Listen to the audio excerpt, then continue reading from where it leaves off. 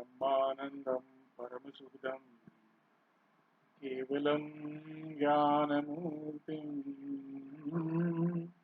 द्वन्द्वतीतं गगनसदृशं तत्त्वमस्यादिलक्ष्यम्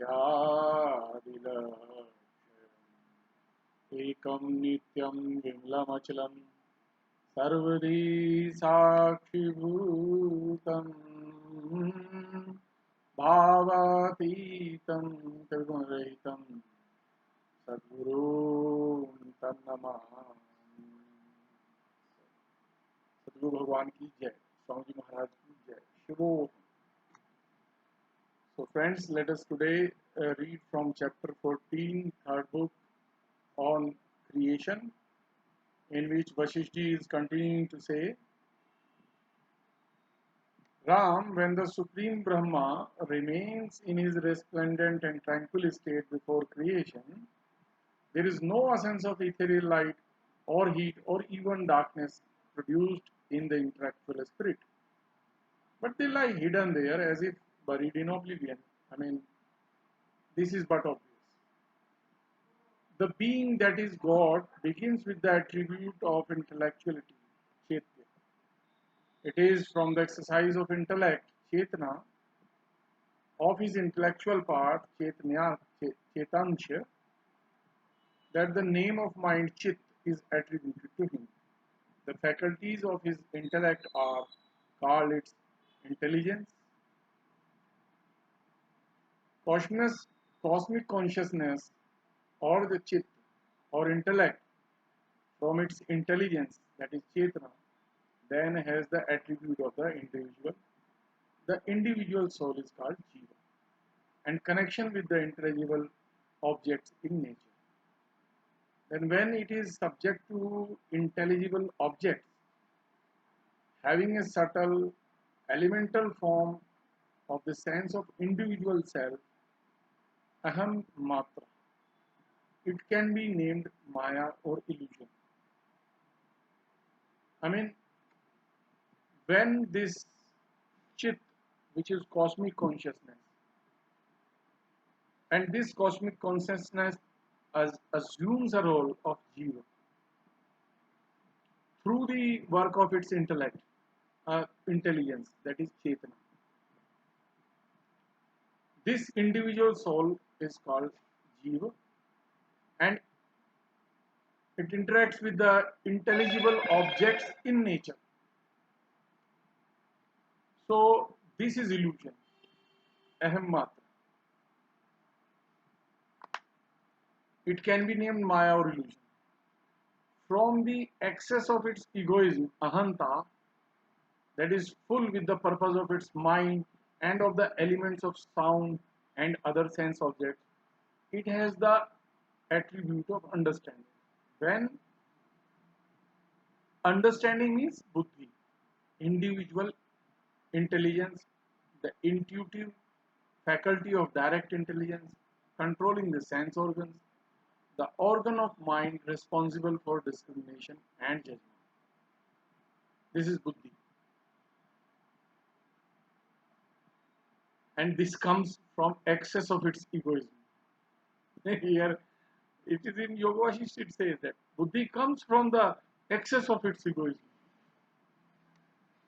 And we consider it a very great thing for living in this world.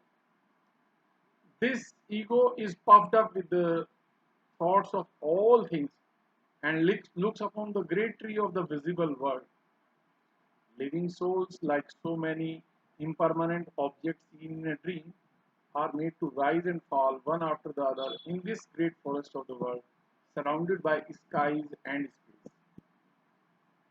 But the world is as continuous as a grove of karanja plant that grows from unsown seeds, and its elements of water, fire, earth, and air have no regard for anybody. The consciousness that is the soul of the universe creates this earth and all other things. Like one remembers his dream. When you recall your dream, basically you are creating all the objects that you are describing in dream.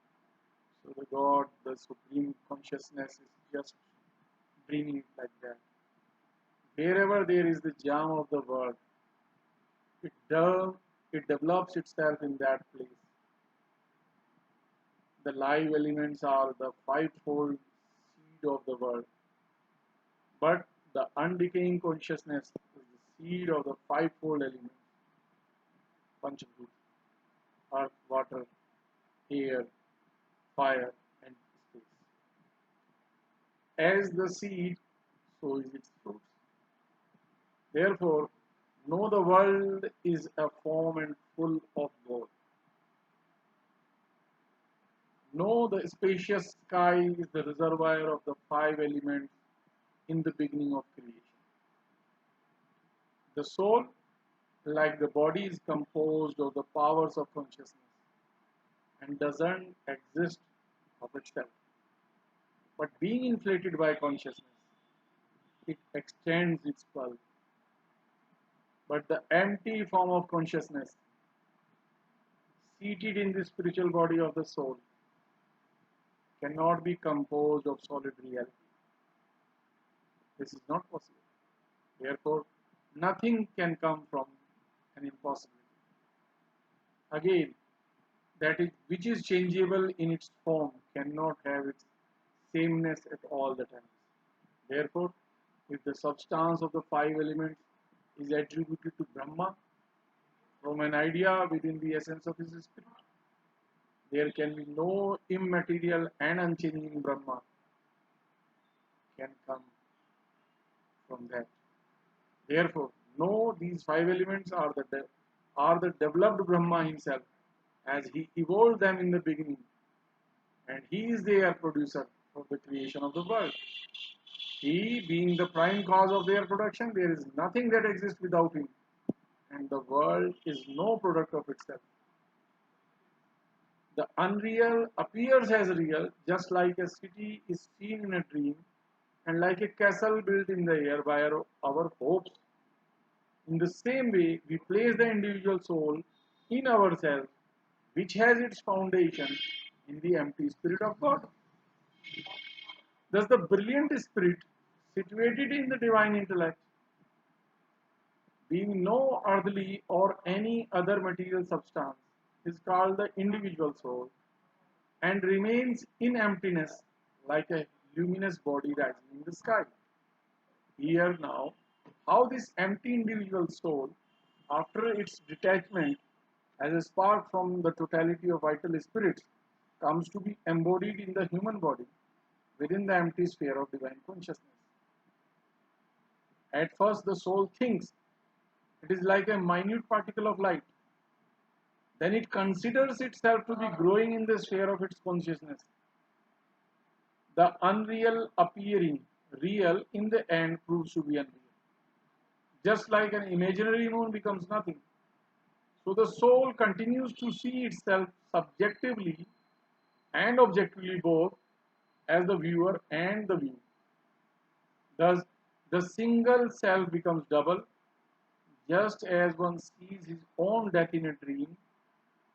Thus, it waxes into bigness and thinks its vital spark is a star. This is the form of the Linga Deha within the body, the sentient soul, the subtle or astral body. As the soul continues to think of itself as a microcosm of the universe, it falsely thinks itself to be within such reality. A thought expressed by Soham. By thinking of himself this way, a man comes to believe it to be true, just like one believes himself to be a traveler in his dream. So by thinking the soul as a star, the light body, he views its soul within himself. By continually thinking about his soul this way, he loses his external sensations and views this star in his head. He sees the soul within himself as though it exists without him. Just like a mirror reflects the distant hill in itself, he sees the soul confined within him like a body stuck in a well, and like a sound is confined in the hollow of a cave. The consciousness of our dreams and desires is an attribute of the individual soul whose real form is that of a star keeping watch within us. Now, this empty life, composed of the essences of the mind, understanding, and knowledge, resides in the hollow sheath of the star. It appears to me to take flight to the sky in order to see what is passing there. Then it enters the body by two holes, which later are named the external organs of sight. The organs by which the embodied individual soul is to see are called the eyes. That by which it feels is called the skin. Those whereby it hears are ears. The organ of smell is the nose, and that which conducts flavor to the spirit, the sense of taste, is the tongue. When there is breathing, air, the breath of life, which moves the energies of the organs of action. It is this air which is the cause of vision and mover of the internal organs of mind and thought. Vital breath supports the body and the all supporting soul in the emptiness of the body, and fills and kindles it like air kindles a spark of fire. The word Jeev or the individual soul has a figurative meaning, something real in the unreal body. Hence, Brahma is said to be the life and soul of the unreal world. The gross embodied soul is in the form of emptiness, like the mind, yet it imagines itself to reside in an egg-shaped space inside the body, as Brahma is supposed to be seated in the cosmic egg. Some view the spirit of God as floating on the surface of water in the form of Narayan. Others view it in the person of Lord of creatures Pashupati Shiva. There are others who look at the spirit of God as infused throughout the creation in the figure of Viraj. These are called the subtle and gross bodies of the soul. The soul of the spirit is the spacious womb of production. It is the means of executing its own purposes and of knowing the proper time and place. It is the article and the manner of action. The mind is the inventor of words, expressive of ideas, and subjects itself to the arbitrary sounds of its own invention. Hence, in this world of error, God is falsely said to be embodied in the words Shabd Brahma. The unproduced and self-born Brahma that has risen of himself is as unreal as a man dreaming he is flying in the sky. Self-born Brahma is also said to be unreal. This all-supporting and embodied soul is the creator of Lord of creatures, who is said to have formed this illusory frame of the world. But in reality, nothing was formed or born, nor is there any substance to be found in the world. It is still the same empty form of Brahma, whose essence is known to extend as the infinite space. Things that appear to be real are as unreal and as imaginary cities. They present a variety of forms and colors to the fancy. They present a variety of forms and colors to the fancy, but haven't been built or painted by anybody. Nothing that is unmade or unthought of can be real. And the gods Brahma and others, being freed from their business at the universal dissolution of existence, could neither resume their functions to make or have materials with which to be. The self-born Brahma, having neither memory of the past nor any material with which to work, would not be able either to form an ideal or to make anything material. Therefore, Brahma, producing anything or any formation of the universe are both impossible. Even this is impossible. I mean, whatever you have heard about the religion is all impossible and unreal. Let us try to reach to the real. The earth and all other existence are the eternal ideas of the divine mind. They appear to us to be objects in a dream, that is our waking state. The divine spirit is known only as an emptiness. Therefore, the world must also be emptiness. Because like this is life. So all waters are liquid, though they are made to pass under different names.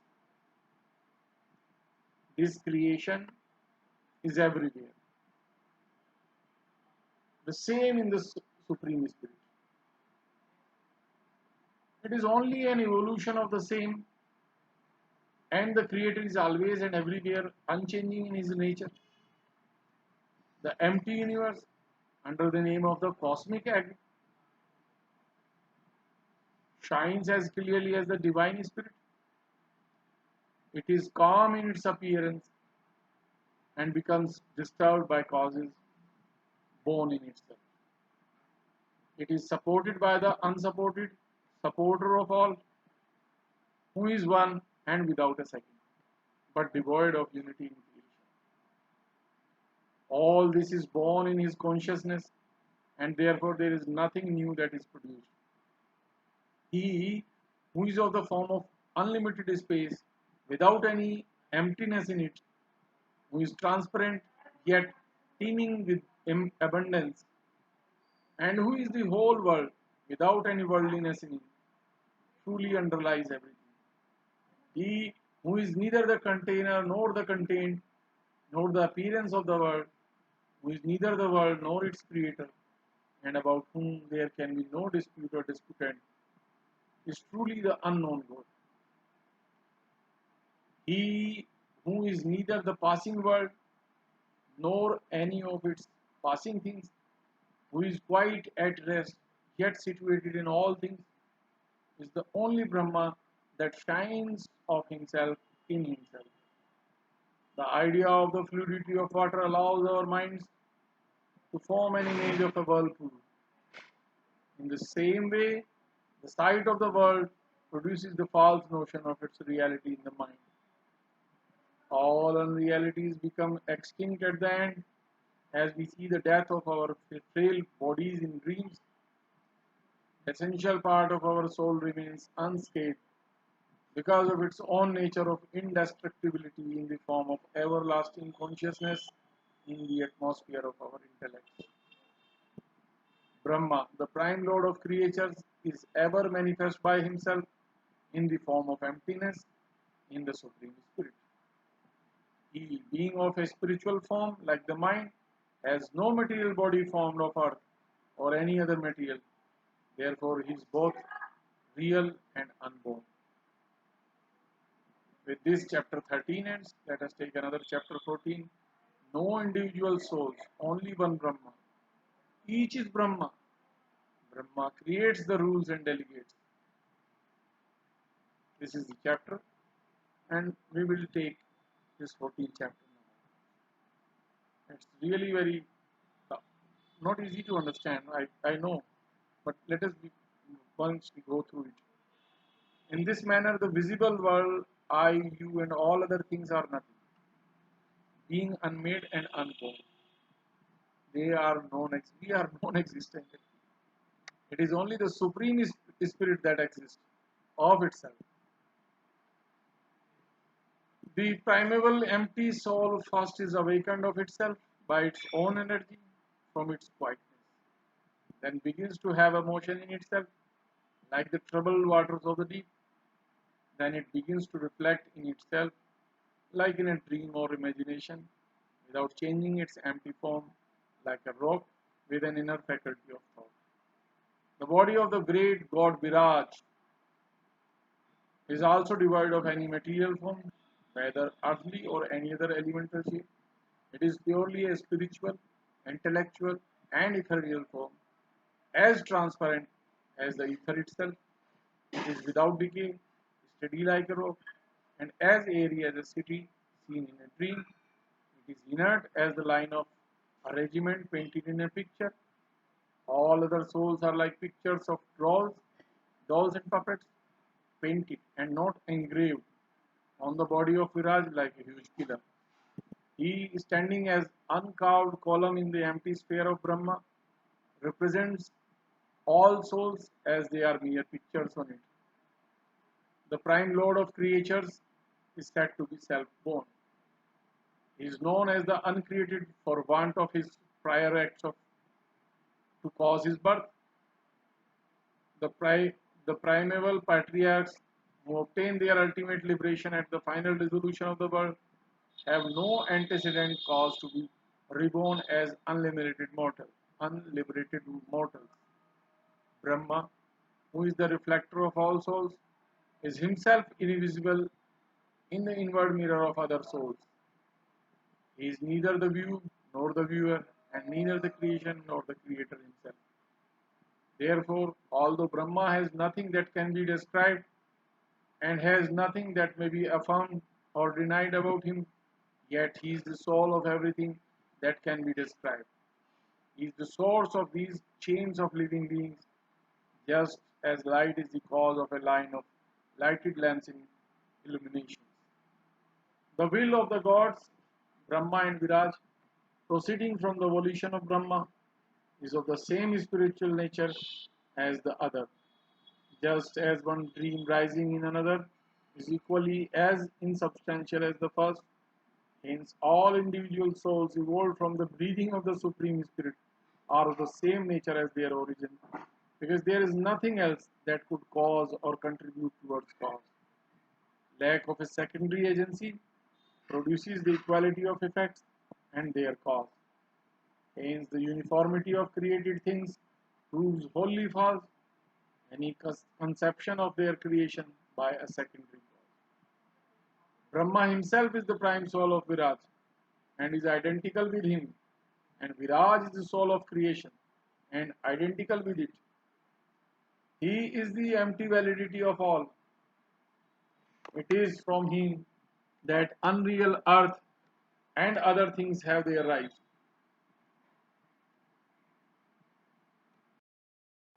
Ram said, tell me whether the individual soul is a limited thing or an unlimited mass of life. Or does the unbounded Spirit of God exist in the shape of the mountainous heap of individual souls? Are these individual souls like showers of rain falling from above, or like the drizzling drops of waves in the vast ocean of creation, or like the sparks of fire struck out of a red hot iron? From where do they come, and by whom are they emitted? Say, tell me the truth concerning the profusion of individual souls. Though I have a partial knowledge of it, I require your more complete and clear explanation. Vasishtha replied, there is only one individual soul of the universe, so you cannot call it a multitude. Therefore, your question is quite out of place, like a question about the horns of rabbits. There are no detached individual souls, O Ram, nor are they to be found in multitudes anywhere. Nor was there a mountainous heap of souls known to have existed at all times. Jeev, the individual soul, is only a fictitious word, with many more fictions heaped upon it, all of which, as you must know for certain, doesn't apply to the soul. There is only one pure and immaculate Brahma, who is mere consciousness, Chinnamatram, and all pervasive. He assumes to himself all attributes by his almighty power. Many regard the individual soul as the evolving itself from consciousness into its many visible and invisible forms, Murtumutam. Just like a plant is seen to develop itself into its fruits and flowers, they add the attributes of the living principle, understanding, action, motion, mind, and unity, and duality to the soul as if these appertain to its nature. All this is caused by ignorance. While right understanding assigns them to Brahma, the ignorant are bewildered by these different views of soul and they will not be awakened to sense. These different believers are lost in their various views, like light is lost under darkness. They will never come to the knowledge of the truth. Know that Brahma himself is the individual soul without any divisibility or distinction. He is without beginning or end. He is omnipotent and he is of the form of great consciousness which forms his essence. His lack of minuteness in all places precludes the ability to give him any distinctive name. Whatever attributes are given to him are all to be understood to mean Brahma himself. Ram asked, how is it, O Holy One, that the totality of the individual souls in the world is guided by the will of one universal soul that governs the whole and to which all others are subject? Vasishtha replied, Brahma, the great individual soul and omnipotent power, remained from eternity with his will to create without partition or alteration of himself. Whatever is wished by that great soul comes to take place immediately. The wish, its first form in its unity, became a positive duality at last. Then its wish to be many became separate existence afterwards. All these dualities of his self-divided powers had their several routines of actions allotted to them, such as this is for that meaning, this being is for that duty, and such action is for such act. Thus, though there can be no act without effort, yet the predominant will of Brahma is always prevailing without effort to action. Though living beings effect their purposes by exertion of their energies, yet they can act, they can effect nothing without acting according to the law appointed by the predominant power. This is very powerful statement. Here, previously, individual exertions was of prominent importance, and now it is being said there is a predominant power to every individual exertion, and without acting according to that predominant power, you cannot affect anything. If the law of the predominant power is effective to attain an end, then the exertions of the subordinate powers to that end must also be successful. Thus, Brahma alone is the great individual soul that exists forever and without end. And these millions of living beings in the world are nothing other than agents of the divine energy. It is with the consciousness of the intellectual soul that all individual souls are born in this world. But losing that consciousness, afterwards they became alienated from him. Hence, men of inferior souls should pursue the course of conduct led by superior souls in order to regain their spiritual life. Atma Jivatvam, just like copper becomes transformed into gold by chemical processes. Thus, the whole body of the living beings that had been as non-existent as air before comes into existence and rise resplendent with wonderful intellect. Whoever perceives this wonderful intellect in his mind then gets a body, and the consciousness of his egoism is said to be an embodied individual soul. The mind, gratified with intellectual delights, becomes as expanded as the intellect itself, and thinks those pleasures constitute the sum total of the worldly enjoyments. Consciousness is said to remain unchanged in all its succeeding stages, and although it never changes from that state, yet it awakes by a power intrinsic in itself. The uninterrupted activity of consciousness indulges itself in the amusement of manifesting phenomena in the form of the world. The extent of the intellectual faculty is wider and more rarefied than the surrounding air, yet it perceives its distinct egoism by itself and of its own nature. Its knowledge of self springs of itself and in itself like water in a fountain. It perceives itself to be only an atom amidst endless worlds.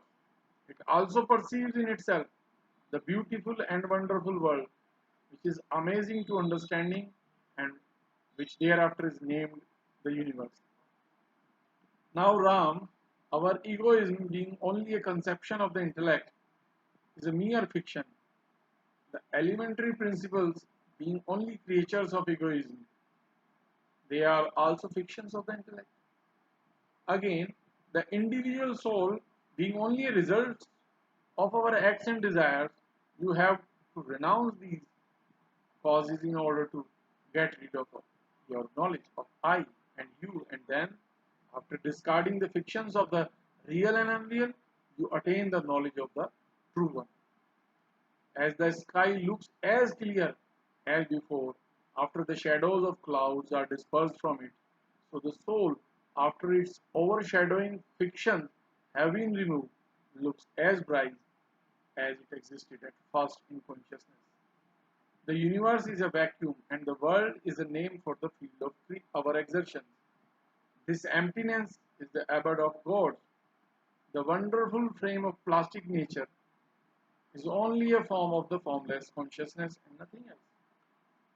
One's nature never leaves him at any time. How then can a form or a figure be given to the formless divinity? Divine intellect is exempt from all the names and forms given to unintelligent worldly things. It pervading and enlivening all that shines in the world.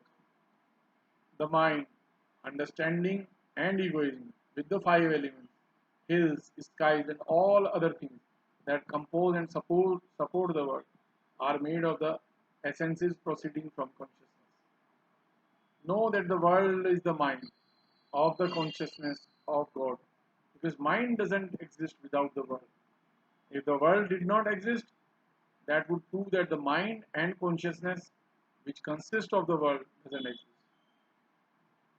The intellect, like the pepper seed, possesses an exquisite property within itself. Like the flavor of pepper, the intellect has the element of the individual soul, which is the element of the animated nature. As the mind exerts its power and assumes its sense of egoism, it derives the principle of the individual soul from the intellect, which, with its breath of life and action, it is afterward called a living being. Consciousness exhibiting itself as the mind bears the name of its purpose it has to accomplish, which being temporary and changeable is different from consciousness and a non-existence. The distinction of the actor and act doesn't consist in the consciousness, it being eternal. Neither is consciousness the author or the work itself, but the individual soul, which is active and productive of acts, is called Purush. The embodied soul residing in the body, it is action which makes a man Purush, from which is derived his manhood, Purush.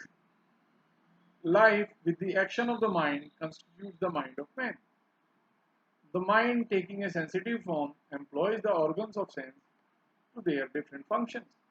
He, the consciousness, whose radiant light is the cause of infinite blessings to the world, is both its author and the workmanship from all eternity.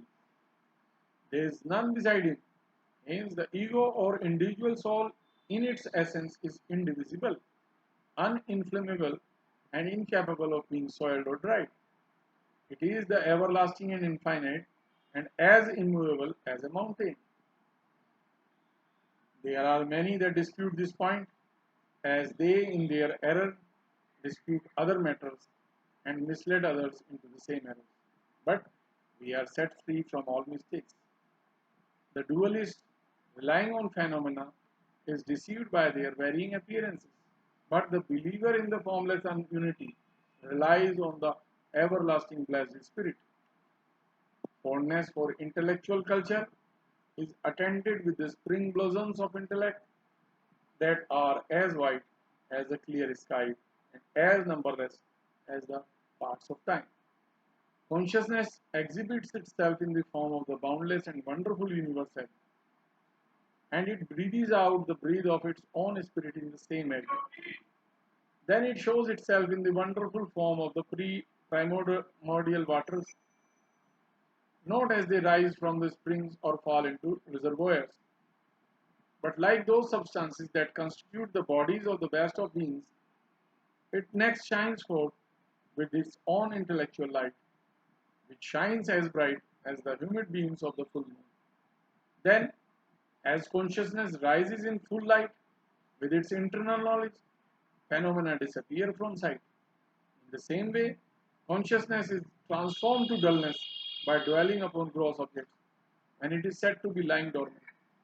In this state of consciousness, it is lower and confined to the earth. The world is in motion by the force of consciousness, in whose great emptiness it is settled. The world is lighted by the light of that consciousness, and is therefore said to both exist and not exist by itself. Like the emptiness of that intellect, the world is said now to exist and now to be non-existent. Like the light of that intellect, the world now appears and now disappears from view. Like the fleeting wind breathed by that intellect, the world is now inexistent and now non-existent.